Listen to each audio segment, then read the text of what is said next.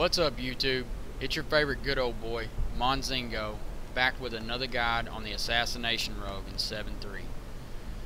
This is a shout out to Super Crazy, who requested a macro and PvP talent and general talent guide. So let's jump right into this. We're going to start with the macros. The macros I think that all rogues should use is simple ones. Slash cast at focus blind, so you can blind your focus target. You need that. Slash cast at focus shadow step slash at focus kick. This is so. Let me set this target dummy here to focus, and then let me target this How you troll do it, guy over man? here. So let's say you're beating on this guy. The healer's over there, and he's casting a heal. It's Shadow step to him without targeting him. You see, I'm still targeted on the deal, and you kick him before he gets that cast off. That macro right there has won me so many arena games. Okay, let's move on to the next one. This macro right now, right here, is just a real simple one. You don't have to use this one. This one right here just is. It makes things real quick. So this one right here is slash cast Crimson Vial slash cast Faint. So when I pop it, I automatically will drink the Crimson Vial, and I got Faint up. And then you can just hit it again and it'll do Faint, even when Crimson Vial's on cooldown. It'll cast Faint for you. And you want to do that because when you take Crimson Vial, you'll be taking 60% less damage at max stacks, and then you'll be taking 30% reduced from Faint. So you're like a tank while both of them's up. So it's good to have that on a macro just so you don't forget to hit Faint when you use your Crimson Vial. Then you need just a focus kick, so you can be targeted on this guy here. And if the healer's close, you don't have to burn Shadow Dance. You can just kick him while you're still fighting this guy. And that's just a slash cast at focus kick. This one right here is slash cast at focus sap. You need that for situations where I can't really do it right here, but let's say you blind this healer and then you're fighting this guy, and then the healer's about to come out of blind. You vanish, sap that healer with that focus without ever targeting him before he comes out of your blind, and line up that follow-up CC on him. Very important macro.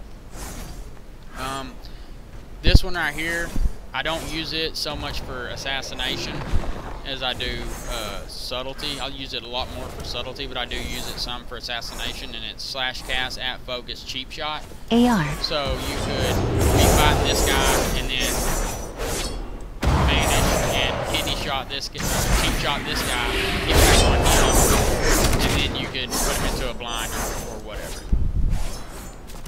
And then this one right here is the one I use probably the most, and it's slash cast at focus kidney shot, because I'll kidney shot into a blind, into a vanish sap, and then if I'm running with a mage, he can trip Polly out of that, and that is a huge amount of CC you can lay down.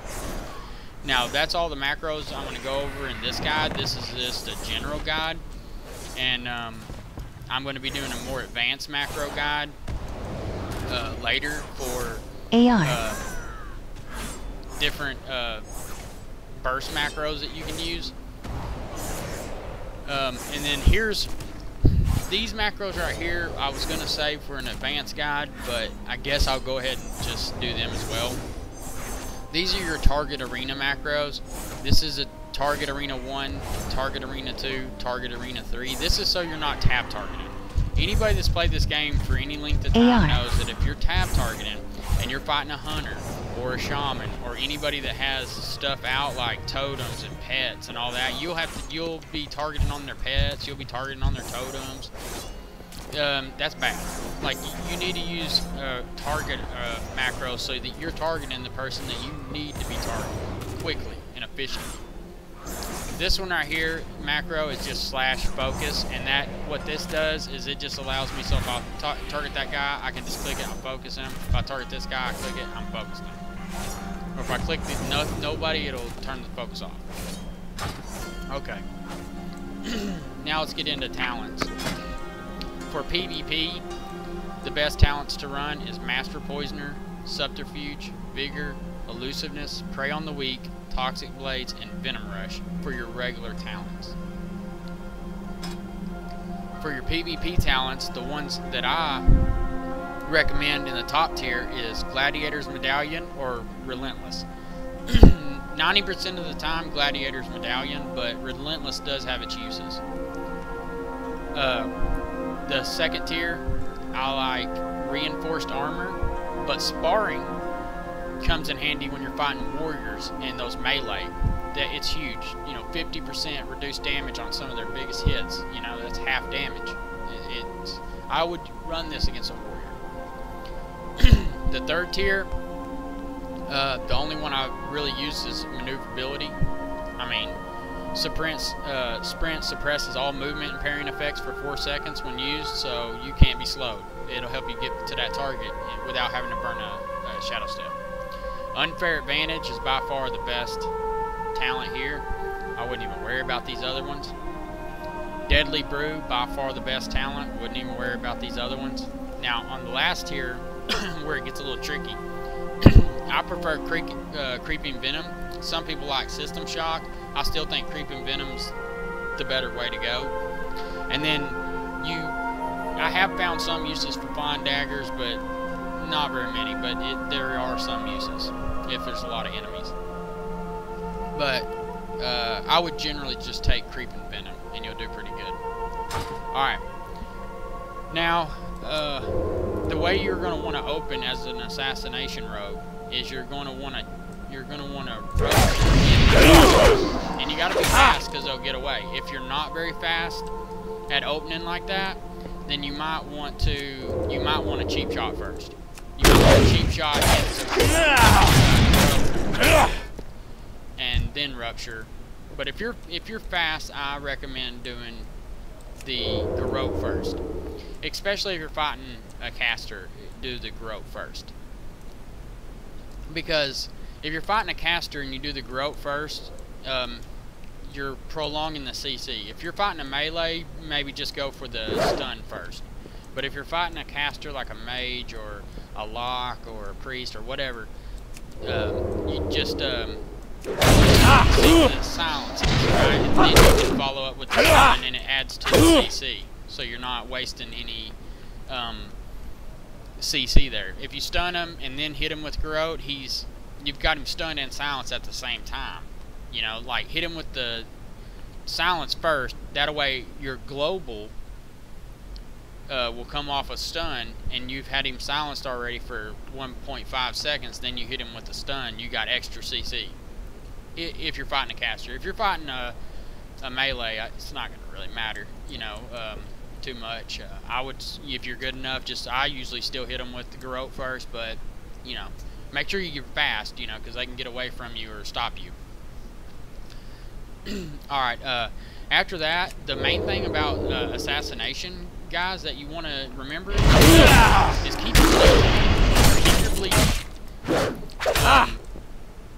You always need to have rupture on a poisoned target. And the reason why I say on a poisoned target is you gain 10 energy each time your abilities deal bleed damage to a poisoned target. Okay, so they have to be poisoned, and they have to have a bleed on them to get your energy back. Otherwise, you're going to be energy starved. So keep your bleeds up. I've fought so many assassin rogues that let their bleeds fall off of me, and they're hitting me with E-Venom. You got to get them bleeds up. You got to get the bleeds up, and you got to keep them up, or you're not going to be doing jack. You worry about E-Venom. Your priority is keeping your bleeds up. Then your next priority is E-Venom. If your bleeds ain't up, keep your bleeds up, then E-Venom. E-Venom is second to bleeds. Even though it hits hard, it's still second to bleeds. Alright, and if you'll notice right down here, I'm going to do a guide about this next. I've had a couple people ask me about my stuff here. This stuff you're seeing right down here, or pop feint and it's over here, or sprint and it's over here, or, you know, whatever I do. Just, these are weak auras, and the energy bar I got down here, and if you'll notice, I'm out of range. I got the combo points down here. These are all weak aura, combo point, energy. All this is weak auras that I've got.